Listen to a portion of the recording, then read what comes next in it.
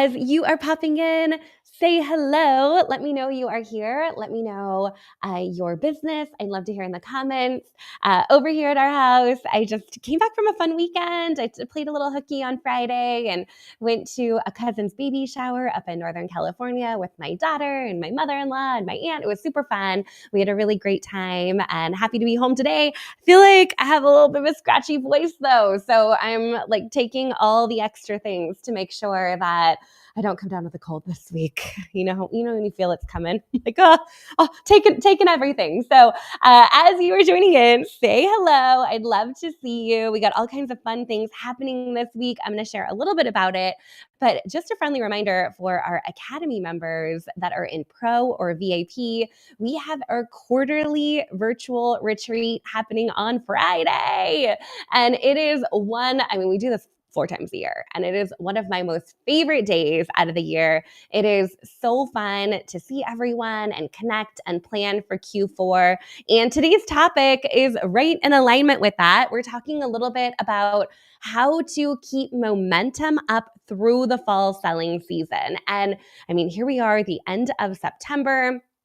We are approaching a couple of the most busy months ahead, right? We got October, November, December. Things are going to be busy. Things are going to be crazy.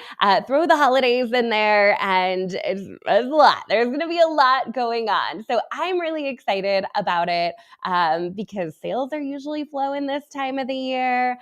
People are looking for gift-giving solutions. There's just so many possibilities. Holiday vendor events. There's a lot going on in the fourth quarter, and it is just around the corner. So today we're going to talk about not only how to make the most out of the fourth quarter, but also how to do that in a way that you're not burning out and you're keeping momentum up. And if you are a leader, you are also sharing that with your team to create those same sustainable results. So the first thing I want to mention, and I see a bunch of you on this morning. Good morning, good morning. Hey, Robin, Pampered Chef in the house. Good to see you. Let me go ahead and share this to our groups too. I always forget to do that. Sharing this inside our Modern Direct Seller Academy, our member group, and then also inside our Modern Direct Seller Tribe, your spot to grow your direct sales business, totally free group, free training popping in there on the regular, as well as all of our other social channels that you may be joining us on this morning. And if we haven't met, Becky Lander, CEO and co-founder of Modern Direct Seller. I'm live every Monday, 9 a.m. Pacific, noon Eastern,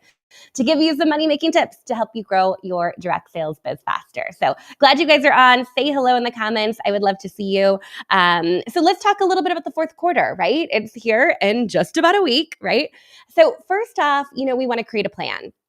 And a couple of tools that you have in your back pocket to create that Q4 plan that I just want to draw your attention to. Hey, Shelly, good to see you. First off is if, again, you're in Pro or VIP, come to our virtual retreat on Friday because we're spending 3 hours together planning the fourth quarter together in a really collaborative way, but you're going to walk away with that personalized plan to really rock the last 3 months of the year. So we have that going on. The other thing I want to mention is for all of our Academy members, we have an incredible masterclass coming up with Steph Paradiso. She is going to talk about Black Friday strategies. That's happening the first week of October. Really excited about that because whether your company has some typical Black Friday promotions they offer, or you're thinking about doing something on your own, this masterclass is going to help you map out that plan. And so you have your holiday promotions and campaigns dialed in, and you're not waking up on Black Friday thinking, what should I share with my people, right? So that's going to be a really, really great tool for you to have in your toolkit. The other thing I forgot to link to it, so I'm going to pull it up right now, but we have a Q4 plan document that if you have not looked at this, or maybe you looked at it last year or the year before, this plan is a really, really good one. I'm going to grab the link to it and so I can share it with you, but it's really a way to map out what you have going on in October, November, and December. So a couple things that I want you to start thinking about is, first off, as you're looking at the fourth quarter, not only is it a busy selling season, but it is also busy in our personal lives that we have as well. So as a very first step, I would block off your non-working days. If you know that you have a company party to go to, if you know you have family in town, if you know you have kids' activities, whatever that might be, the best place to start is to grab your planner, whether that's on paper or that's Google Calendar or iCalendar, Artful Agenda, whatever you're using, and go ahead and block off the non-working time, because it is easy to burn out when we think that we're working 24/7 and we let everything kind of bleed into our regular activities that we want to prioritize, because really we're building a business around this beautiful life, not the other way around. So I really want you to go in there, block off that time that you plan on not working this holiday season. It's a great time to do that. And so you're really clear on what availability you do have for your business. And so whether you're saying yes to vendor events or pop-up events or personal shopping appointments or online events, you are not letting those kind of creep into the personal time that you have. So that would be my first tip there, is to plan the non-working time and then also build in a little bit of recovery. So especially if you're one of those people that really, really love doing in-person events, one of the biggest keys to success and where most of the money really lies with those in-person events is the follow-up you're doing within 24 to 48 hours after an event. So not only blocking off the time that you want for personal time, but the time that you're going to need to do that follow-up and really have some recovery time too. Some of those events are super labor intensive, especially those multi-day events. Build in that recovery time in your calendar so you can breathe a little bit easier and you're not having one of those weeks where you're realizing that you have totally overcommitted. The other thing that we can do is to set really clear goals for the fourth quarter. Maybe you know that you're not doing in-person events, or maybe you've decided that Facebook isn't your primary platform and you're going to go spend your time on Instagram or on TikTok or one of those kinds of things. We want to be clear about where we are playing, so we're not trying to kind of dabble in a whole lot of things where we're chasing down shiny objects. So if you're thinking, I'm not really clear on my goals, or I don't really know those active sales strategies that I'm working on, this is your sign that we want to do that planning. And so you are feeling really confident about what you're saying yes to and what you're saying no to, and you know that it's in alignment with your goals. So just a couple quick reminders on creating that plan. And again, if you're part of Pro or VIP, we're going to do a lot of this inside our virtual retreat that is coming for you. Okay, so that holiday plan that I mentioned, if you have not downloaded it, or maybe, again, you did it a while ago, it's just moderndirectseller.com/holiday. And it's a holiday sales strategies plan. Again, if you're coming to that Black Friday workshop with Steph, we're going to dive into that here in early October. But it is there for you. It's a great framework to kind of think about the different phases of the fourth quarter. We have holiday buzz, where we're just kind of, right now we're like planting some seeds, we're dropping some notes about the holiday collection that's coming, or thinking about gift giving, and we're just kind of teasing it a little bit to build up that buzz. Then of course, Black Friday weekend is pretty big. That third phase of shopping is like prime time shopping season between Black Friday, between Christmas, but it's not over. There's also like this last phase towards the end of the year that we don't want to forget about, because there's a big money-making opportunity there too. So I'll drop that link over on Facebook.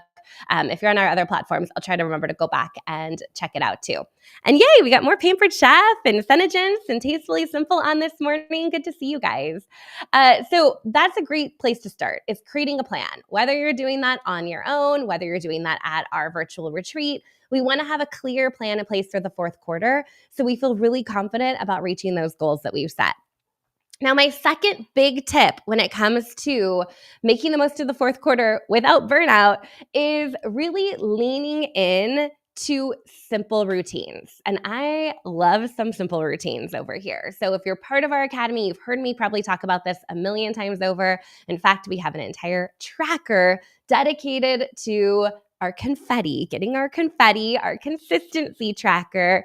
But really, that consistency tracker is making sure every day we're showing up and doing our active selling, we are building relationships, and we are creating content. So that's the A, B, C's of this business. And when you do that every day, you get your confetti. Comment below if you love your confetti. So those simple daily habits are really going to carry you, especially during the busy season when we feel like there's a million things going on. So anchoring into those simple routines. Same thing with the 3 making sure when we're building relationships, we're talking to 3 current customers, 3 people we'd love to shop with us, 3 people we'd love to collaborate with or have on our team. So leaning into those simple kinds of things. And then the other piece of it is if you are a leader and you're leading others in your organization, leaning into simple things for them as well. So leading by example. Just being open and telling people, hey, this is what I'm doing to work my business today. This is the message I sent. This is the post that I made. This is how I got a new customer. So the more transparency you can provide to your team, the more you are able to kind of move the needle and really lead by example. So you don't necessarily need a fancy challenge or something really innovative or some crazy prize that you're giving away. We really want to just double down on those daily practices that you're doing as a leader that's gotten you to where you are today and sharing that with others on your team so they're able to model that same behavior, right? So showing a glimpse into your inbox. Hey, I did my 333s today. Here's the messages I sent. Here's the content I created. Here's the event that I signed up for. Here's the holiday promotion that I'm going to try with my audience. So you don't always need to be doing a whole lot extra, especially during those busy seasons, but you do have to tell other people what you have going on. And that might be in a group chat,